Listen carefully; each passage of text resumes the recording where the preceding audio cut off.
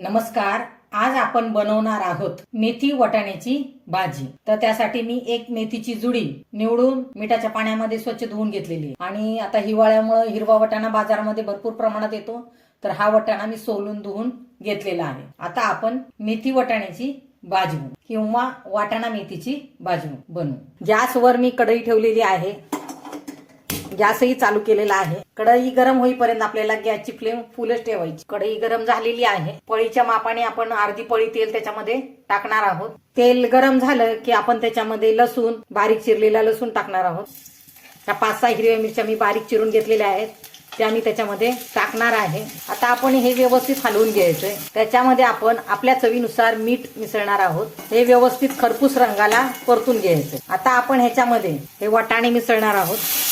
हे व्यवस्थित हलवून घ्यायचंय. ते व्यवस्थित हलवून झाल्यानंतर आपण त्याच्यावर एक प्लेट झाकणार आहोत आणि गॅसची फ्लेम आपण कमी केलेली आहे आणि 2 मिनिटासाठी आपण ह्याला झाकून ठेवणार आहोत. 2 मिनिटं झालेली आहे.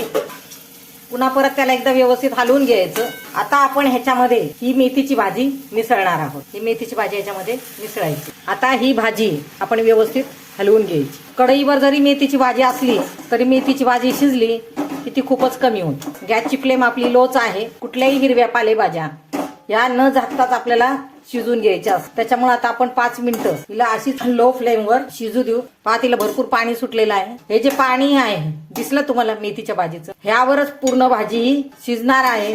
त्यामुळे ह्याला एक्स्ट्रा पाणी टाकायची गरज नाही.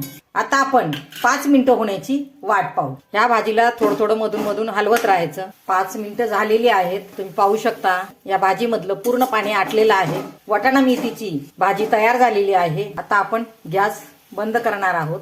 आपणही मी सांगितलेल्या पद्धतीने वाटाणा मेथीची भाजी बनवून पहा.